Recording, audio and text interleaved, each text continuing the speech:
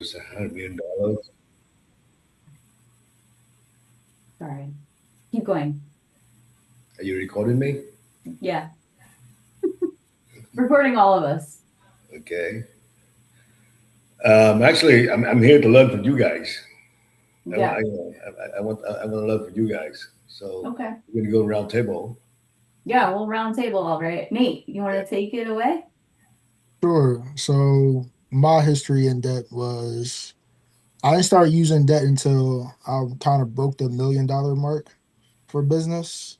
And mostly just because I didn't think of debt as an asset. And then I had one of my mentors say, instead of using the funds that you already have, just leverage the debt, right? To hire, to freelancers, all that. So I mostly use debt for hiring purposes.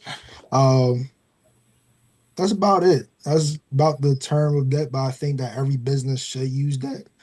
I don't think you should use debt early on unless you have the capital in order to like pay for it, obviously, right? I don't think you should ask for 100K unless you have 200K. All right, you're making 200K, right? I always think you should double the debt that you're asking for. And also just be wary of bad lenders because there's a lot of predatory people that will try to keep you in debt. Gary.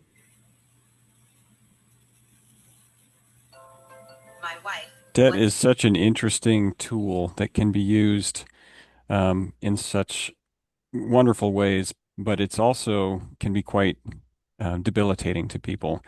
So one of the first things that I do when I start working with people is we look at their financial leaks, and one of those can be debt.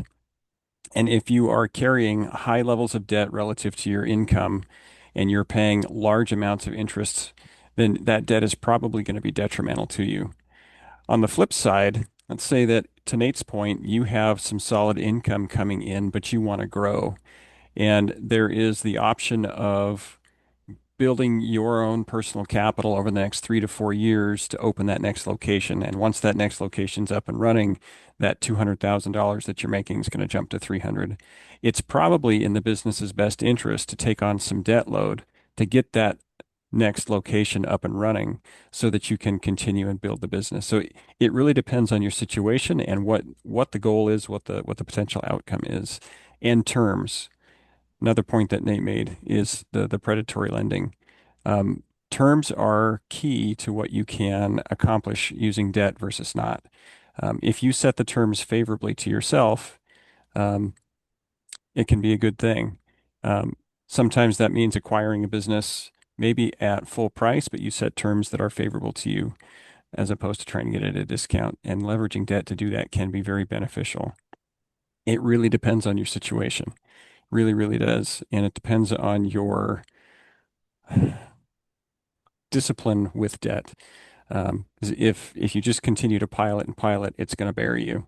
But if you leverage it and you open new enterprises, new stores, whatever it might be, to improve your inflow, it can be a major positive tool. It's really cool to use. OPM, other people's money, is great to use. I love that. Kenny.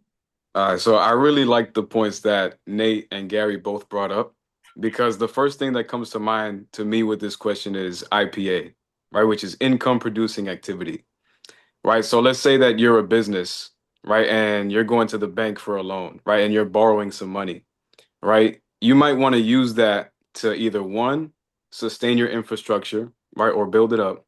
Two, hire people, right? Make sure that you have people who are producing income.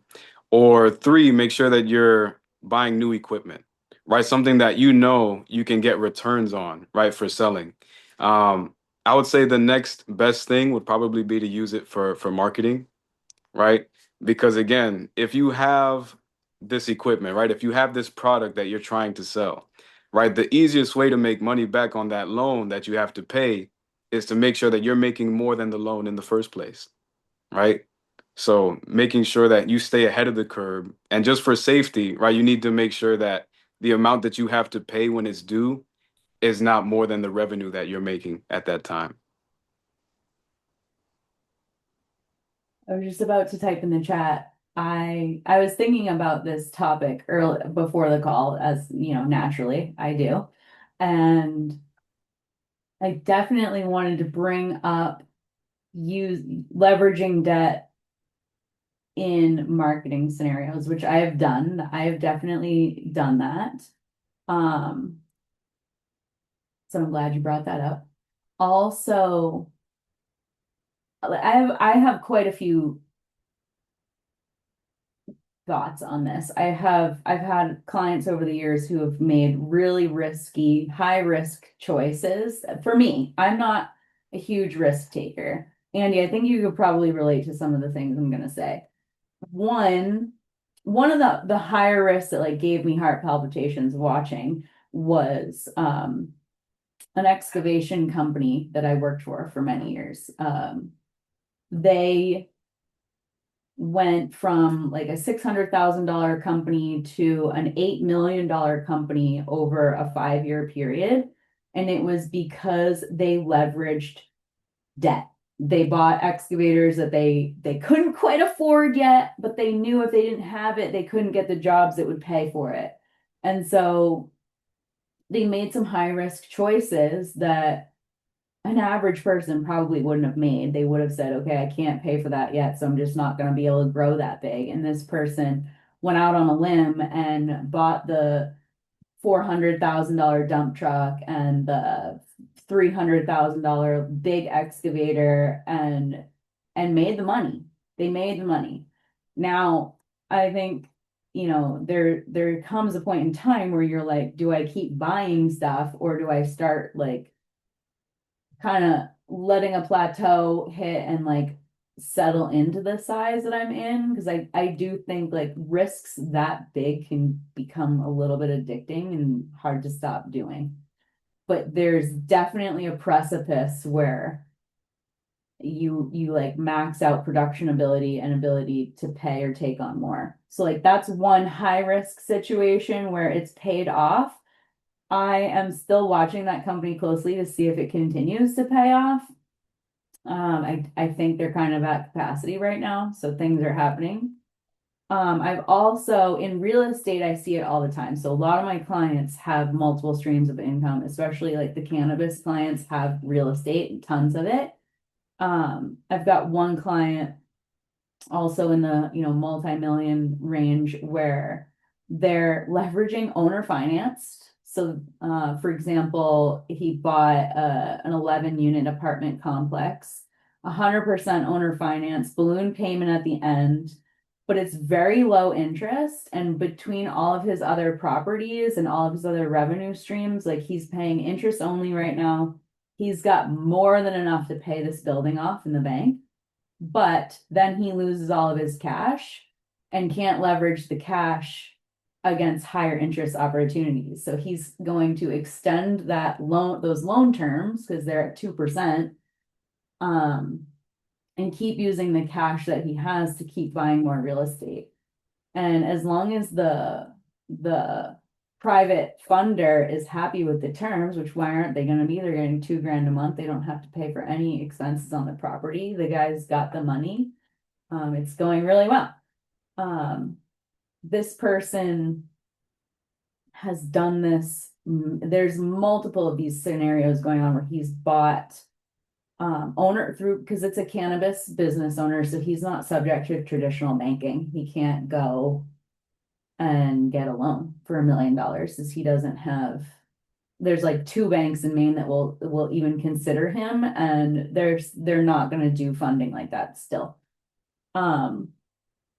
So he just bought in the last 6 months 2 pieces of real estate worth over $1 million a piece, where he put very little money down, you know, moderate interest rate, where the revenue he's making on the buildings is far exceeding his needs. And he's still, I mean, I've gotten him to slow down a little bit because he's kind of at a point of explosive growth where he's got to operationally catch up to himself. So those are a couple of scenarios that I've seen it work out really well.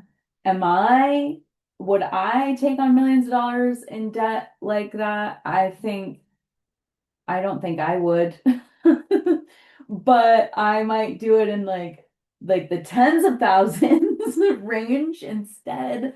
Um, so there's that. Sometimes you have to invest in yourself, and if you don't have the money to do it, you can use, credit cards are high interest, but if you can make substantial payments on them, you can stay ahead of it.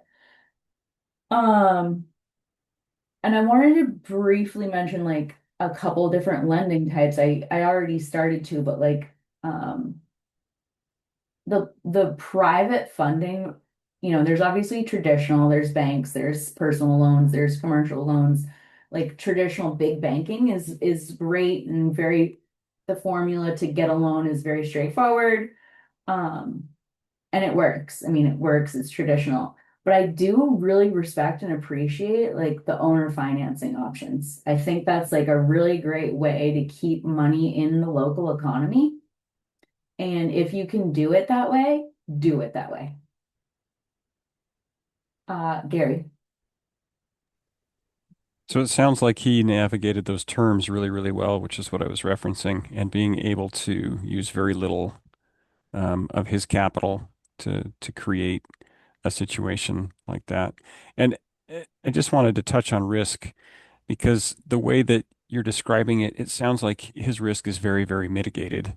Um, I don't honestly think that a lot of entrepreneurs are super huge risk takers. I think a lot of entrepreneurs are willing to put in the hard work and put in extra effort, but it's honestly mitigated risk, and it's something that they've looked at, and it's probably less risky than just having a W-2 job for them, because they can control the terms.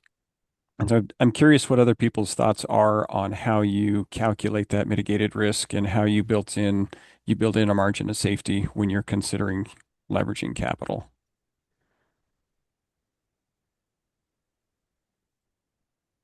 Andy, I'm particularly curious in your experience of it as real estate development.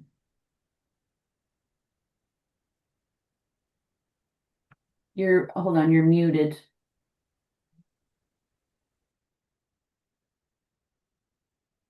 On the bottom left, there's a little microphone that says audio. We still can't hear you.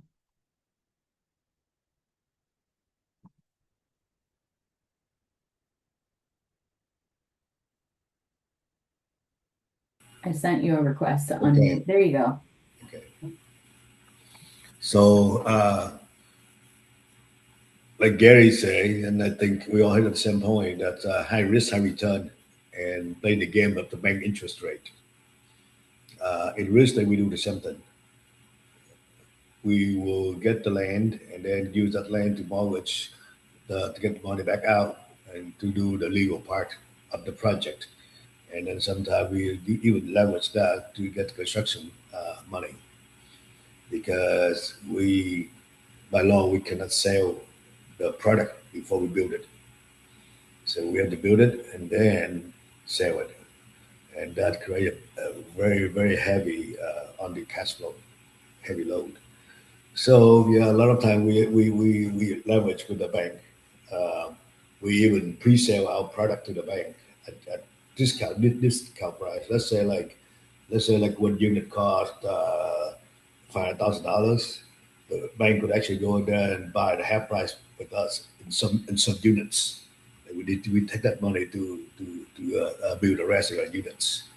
But that's what they call the internal sales, where bank can make a lot of money on those things. But it's a mutual benefits. So for that short term, we're willing to give up $250,000 on one unit, and sometimes we do it 20 units, 50 units to get the cash, that few $1 million cash. That a few $1 million cash going to help us to finish the project, which is get us in $100 million. So high risk, high return. Yeah, that's very creative. And if you've got an established reputation and history, like it's probably very easy to make those internal sales like that if you've got. I think Gary, was it Gary or someone said that a lot of it is actually it's a handshake and it's like who you know, and Yeah. it's not traditional institution. It's not traditional banking kind of. It's But that's because in certain countries they allow that. U.S. and most of Europe and Singapore they don't allow that. But when you operate in the developing country, not developed country, a developing country, meaning an up and coming country, then they have more room to wiggle. Just like so the the economy of of a country is like for kid for us when we were first born. Up to 6 years old, we can do things that nobody gonna get angry at us because we're kid, right? We can say stupid thing in the elevator like "mom," who that guy smell, whatever it is, right? But we're a kid. But then from 6 years old on to like 10 years old, the kid expect to learn some manners. They expect so it's a sentence for a country. The country when they are underdeveloped country, third world country, they get a lot of leeways from the government, from the United Nations, from the other countries, so they can make mistake. But when they come a developing country, now they have to behave like a teenager. They have to follow certain rules on IP. They follow certain rules on financial. You cannot waste the money. You cannot do this and that. Then when you become a developed country like U.S., Singapore, Germany, and stuff like that, that's when that you must follow to a certain guidelines regulation. But now you're an adult. You know what's the consequence if you don't mess, you don't do it right. So that's a developed country. For a developed country like U.S., if we do something, the whole world look at us. Right? So because we are a developed country, but if a nobody know country in the Far East or in Africa do something, nobody would know. Nobody would know. But the U.S. do something, every the whole world know because we are a developed country. So in developing country, there's a lot of opportunities for what Gary was talking about earlier, high risk, high return, or the one that the tolerate, the mitigate risk. That there's, I mean, projects that they allow you to do because they want to hit the deadline. They allow you to build a bridge before they even have the final drawing. You build a bridge before they have the final drawing, and then they realize that oops, we mess up because we have to spend that money. We have to make it happen. So anyway. A lot to think about there. Kenny? I did have a question for Gary. Um, I have this strategic partner that I work with who mainly helps with funding businesses, either getting them a loan, getting them a grant, right, or maybe some credit-based funding, proof of income funding, things like that.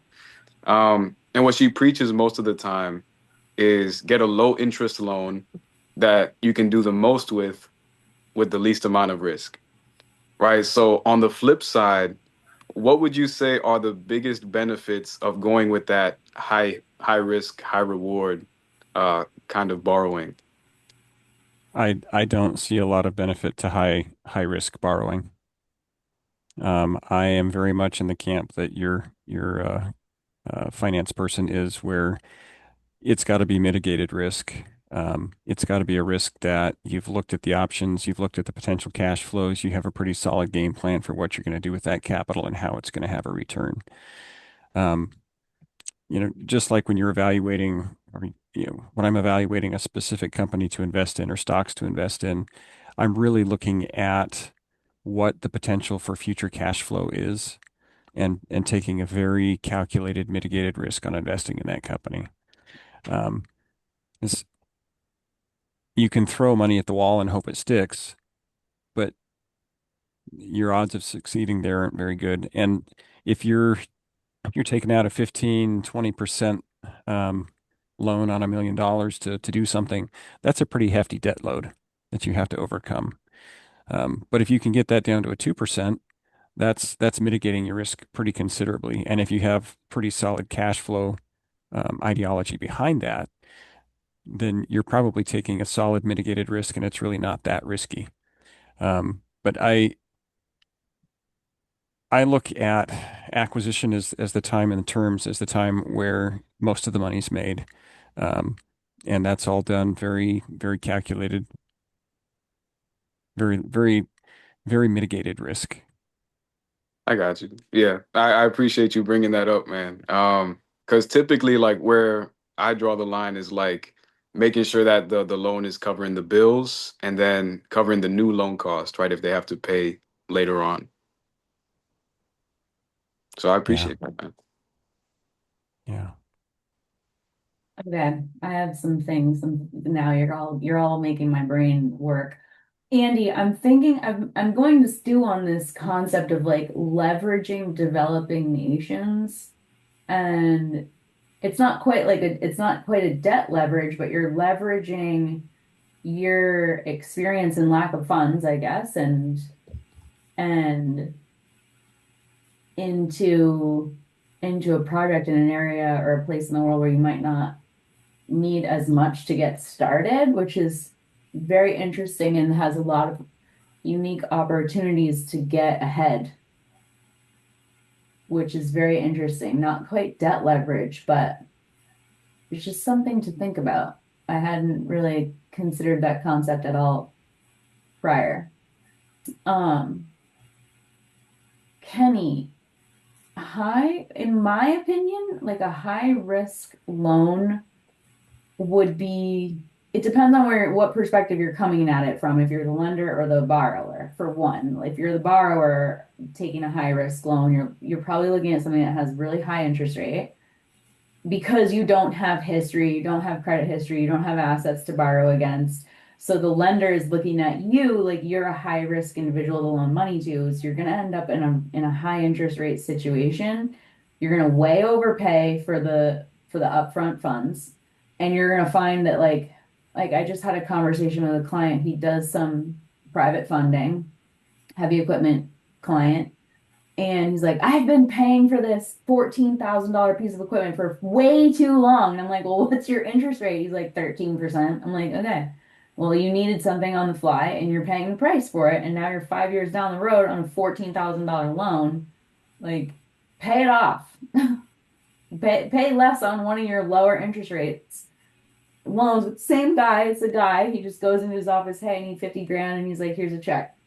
And that's like, it's a very easy get money process, but it's also a very expensive money process if you want to go that way because you want it to be easy, it's probably gonna cost you. But it's also on the same side, like if you're investing or hiring like a young or inexperienced contractor who doesn't have references and you're taking a risk on them and you're investing in them, like that could pay off big. You could pay low money because you're not getting like a high experienced rate where it's going to get done quickly and well. You could make out big time, or I'm letting Elijah in, even though it's very late. Um, or you could end up getting fucked where the work is crap, it's not done on time, you're losing a ton of money, and it could go either way. That's also a high risk investment, in my opinion.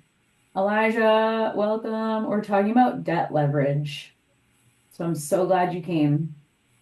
Nate. Yeah, Kenny, I'm along the lines of what Gary said. I feel like mitigated risk is the best risk just because, like, I also agree with what he said when he said entrepreneurs not aren't big risk takers. Like it's mitigated, right? We think a lot of our stuff through, and then we're like, this makes sense in order to get into this, right? At least successful ones, right? Because if you don't really think about it, you kind of end up in a back burner, right? So I always look at like, let's say if I was to start over, I will look at how much money I need in order to make X amount, right? Like how much money does this buy me? And in a sense, right? I'm using the money to buy money in a sense, right? So if let's say I want to launch a campaign for $1,000, like it's going to cost $1,000. I want to make sure that I can get at least $2,000 back for me, right? That's just the risk I want to take and like doubling it. Um, but that's also probably why I waited till I had money to pay everything off, right? Before like where I don't need the debt and I'm just leveraging it just to leverage it in a sense. All right. Just the extra capital. But yeah, I'm kind of with Gary with don't take a big risk at all. Like if you don't need to. There's no point in you putting yourself in a situation that you might not climb out of. Yeah, to be fair, I'm on board with you guys. I was just curious to see like how somebody might navigate, right, if they were to go that route, because it sounds treacherous. It depends on what you're trying to leverage too. Like for example, I don't know. I mean, I could Like, use anything as an example. Real estate is a really great, easy, it's a great go-to one where, especially if you have history in real estate and you have a cash flow prospectus, like you can actually put this together. Here's 15 units. We're going to get 2,500 a month for each of them. Like you know what your revenue is going to be. It's very cleanly put together. Or market value on selling a condo in one of them. That's like probably a lot easier. I don't know. I don't know. I haven't really done it, but I've seen it done where just having the cash flow and the leases in hand can get you really far, even if you don't have money down. But things like, I'm just gonna like take this excavator thing to the next level. Buying you know what? I'm gonna go with a dump truck because it's much easier. Dump truck, a brand new dump truck is a $500,000. What is your cash flow ROI on that? It's pretty easy to put together because you have X amount of hours in the day that you can operate. So it's very limited. And you've got to consider like what are your revenue streams and how long is the payoff? That is a much more risky debt to take on, especially if you're not like an existing trucking company. Let's say you're buying it for internal use only. So it's not really generating revenue on its own.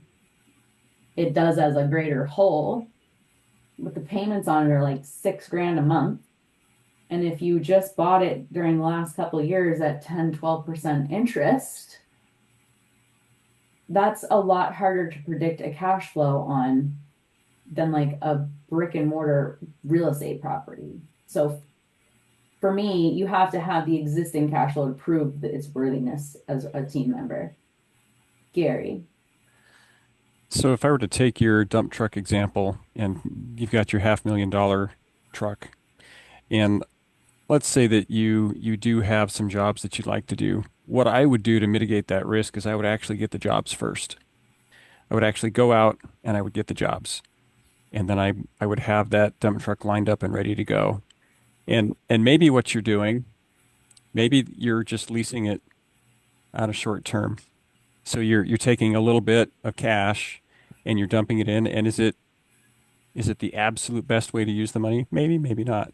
But you're limiting your risk because you don't have that huge payment. So maybe you're just doing a short-term lease, using that dump truck for the jobs and giving it back so that you've got that cash flow and that capital and you've now proven your concept. And so there's ways to take that risk but mitigate it. Maybe you're only putting 5% down and then you're turning around and selling that truck. You know, you have to think outside the box when you're thinking about that risk and you're thinking about that debt profile.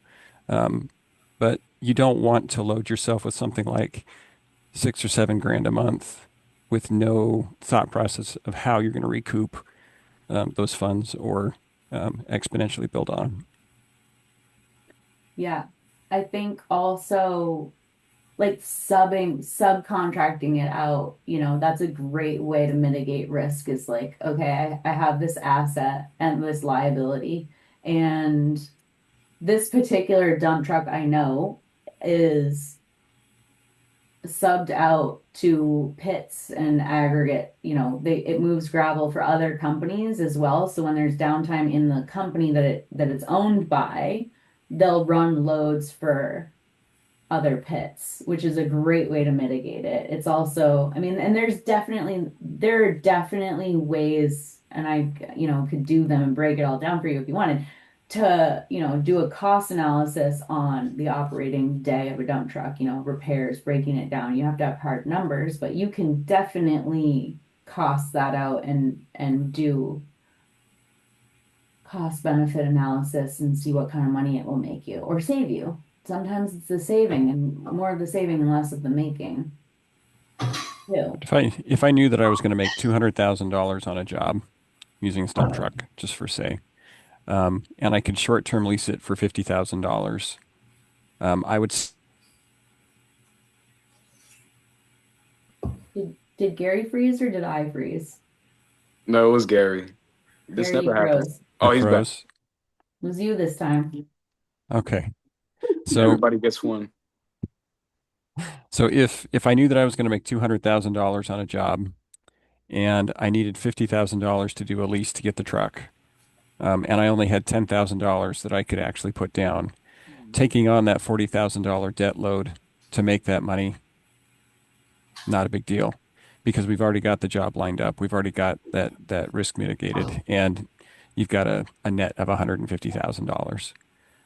Now, if I think I might be able to get a $200,000 job, I might wait until I actually have that job lined up before I take the step and get into the debt. But using that debt allows you to get the job, because you've only got the $10,000 to put down towards the payment. So it's looking at what that debt can do for you, what your length of time is. If it's going to be a very short-term thing, I would be willing to shoulder a slightly higher interest rate. If it's going to be a long-term debt thing, then I would definitely not want it to be a high interest rate. So it really just depends on the situation and what it is that you're working with. But leveraging that debt, and this is Elijah's wheelhouse. I mean, this is his world. But leveraging that debt so that you can get the job is a wonderful way to use it. Elijah, you want to share with us a little bit? Like, what are your favorite loans to hand out? I don't know. I don't know why that question came to my mind, but So Best it sounds like I didn't hear the original question. So I'm guessing it was in regards to taking risk and leveraging debt. So if I was to give some input, I would say the way that Gary put it was a beautiful way of de-risking yourself. I would, if we're talking tactical, I would definitely build the business credit on the business entity and then get the lease in the business's name. So that way there's no risk even if there was a default because it's 100% in the business's name. So that's another way I would de-risk the situation. Even that 10% down, I probably wouldn't use my own money or my own credit. I would probably encourage you to just do a business credit card sequence on your business itself and then turn like 10K of that into cash. There's lots of ways to turn a credit card into cash at 0% interest. So that way, you can use that as your down payment. So now you have none of your money in the deal, and everything's low risk and, even in a negative default situation. But yeah, especially if the deal's going to pay you 200K and all you need is 50, I would 100% go at it the way Gary said. So I would just, tactically, there's some nuance. If you wanted to even lower your risk, you could do that, to make it almost no risk, so to speak, right? Worst case, scenario, you might send some letters to the credit bureaus and get something deleted in 2 years. But aside from that, you can really, de-risk a situation that's specifically like the one they're talking about. As far as like favorite lending products, I can't say I specifically have favorite lending products, but I can say that I have specific things that I like using lending for, and I do like it for buying businesses specifically. The SBA is annoying when it comes to, utilizing them. So I also like to use owner financing, where the financing's coming from the owner of the business. That's probably my favorite version of financing. It doesn't show up on any credit bureaus. There's usually no UCC lien attached to it. It's very low risk. I mean, they just get the business back. But that could be used in property too, just like Abigail was talking about earlier. So as long as you have like a highest and best use that cash flows, I think, yeah, I'm very comfortable with that. So, as long as you're putting yourself in position where you have like the highest upside and the lowest downside, why not? Right? That's how I feel about it, you know? So, but yeah, you got to mind yourself. You can't like max out your personal credit cards and leverage the house you live in. And, you know, like you shouldn't risk anything of note, right? I don't even recommend like leveraging a 401k or doing any of those, you know? Unless you really don't care about that money that much. You know what I mean? Like just, you know, I just try to keep it as de-risked as possible. And as you get assets, then leveraging them just at, you know, a level that you're comfortable with, right? So it's not your home, but maybe it's one of your investment properties you're leveraging, or it's, you know, an annuity, whatever. But like, yeah, that's those are my thoughts. Yeah, I love the owner Or a whole life financing model. insurance. Whole life Hmm. insurance. Yeah, it's Yeah. another nice leverage play, especially if you get a policy for yourself as an owner in your company and you get yourself a policy just as a human. Because then you could just leverage the F out of the business one all day because you still have your death benefit on the other one that's for your family. And you can absolutely do that as a business owner. You can have a policy just for you and your company that you can bring to the bank and say, I want this to be my collateral, this $1 million life insurance policy. And as long as your ducks are in a row with your credit and your business credit, they'll give you super low rates or whatever the market's bearing at the time, you know? And then you can do another deal. We had someone buy an actual car dealership that way, right? So they already owned one and they expanded by buying another one by leveraging their whole life insurance policy by giving it to the bank as you know, collateral for the loan. So it's yeah, right, That's but how they're still Disney. protected because they have a second one, you know, so they're good. What were you gonna say, That's how Gary? that's how Walt Disney funded the building of the original Disneyland because nobody would give him a loan for it. Is through his life I didn't insurance know that. policies. They thought he was all nuts and that it was a crazy idea, and he made it happen because he was able to leverage his life insurance policy to get the funds he needed to get it started. It's a great way to go. Yeah. Incredible story. I've seen some I've seen some owner financing deals, and I was talking about earlier, I have a client. I mean, I've got quite a few clients that do a lot of owner financing in the cannabis world. It's like the way. Um, so I've got like five stories off the top of my head I could share. One situation that's happened, actually, one situation that's happened twice, two different clients. They were the owner financers. So cannabis locations, one was a cultivation, one was a retail store. Um, so like even as the lender, it's a great way to go. So this particular one, owner financed a cultivation facility in peak cannabis market. So the value was probably $500,000, you know, 50% more than it should have been. And the buyer put six figures down, and the terms are if you default, the the seller keeps the deposit and all the money that you've paid and then resumes the ownership of the property, which is, you know, it's a high risk scenario. Um,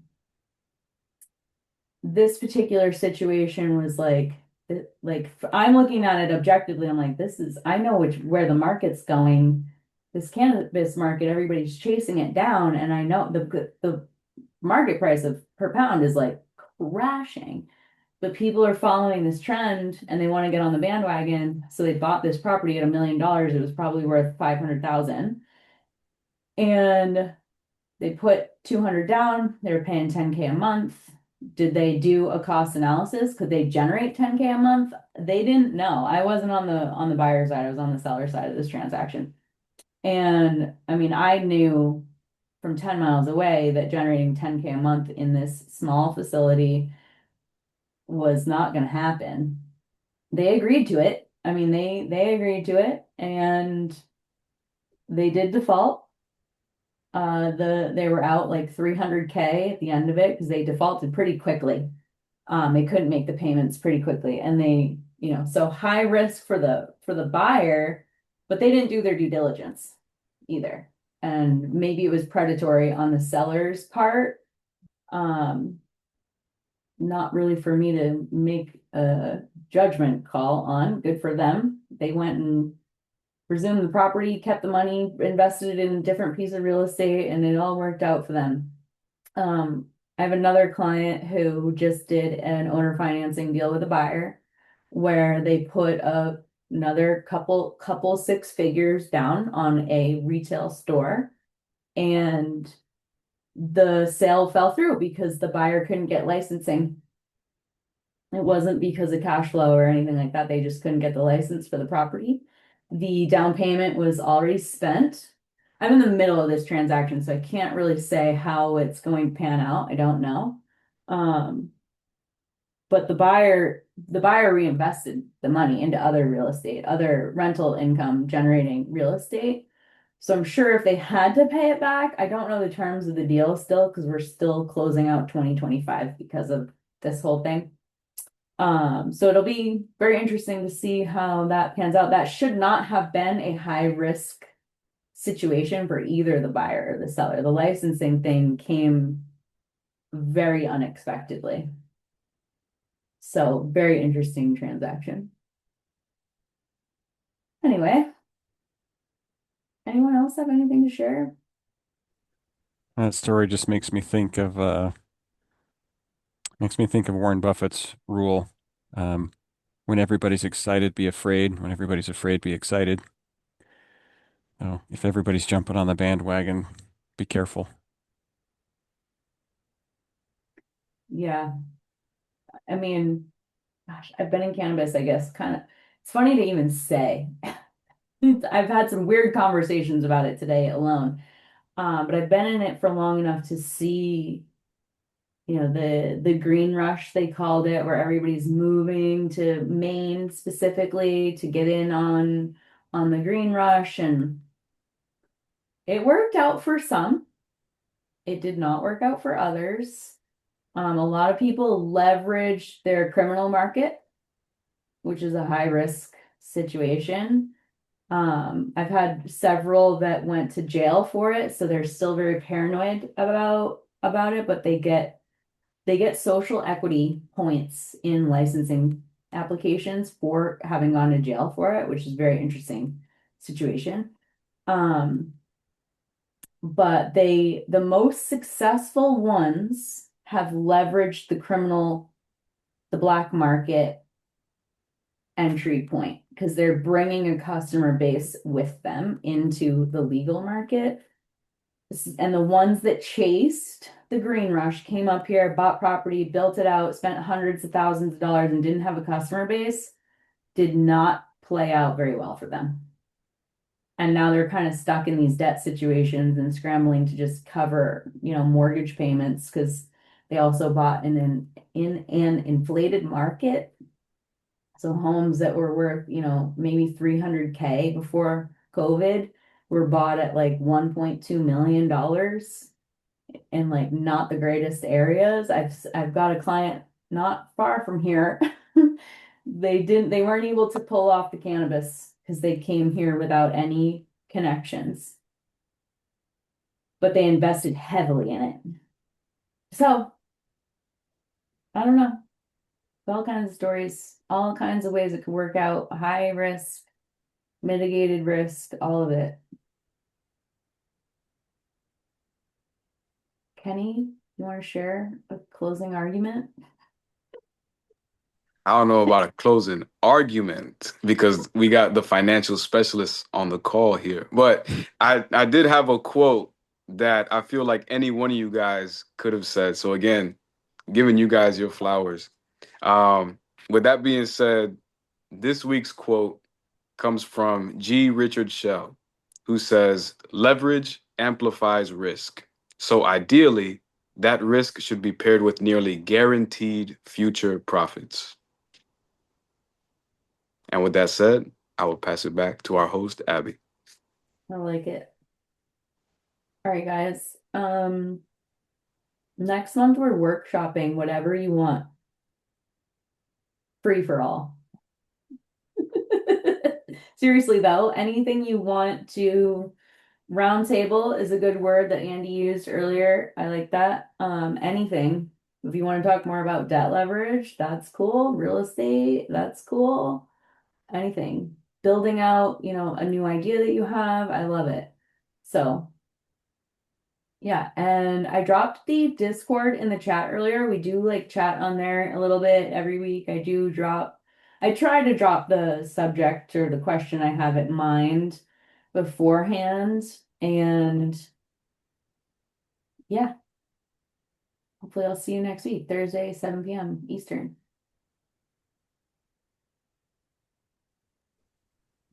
All right. It was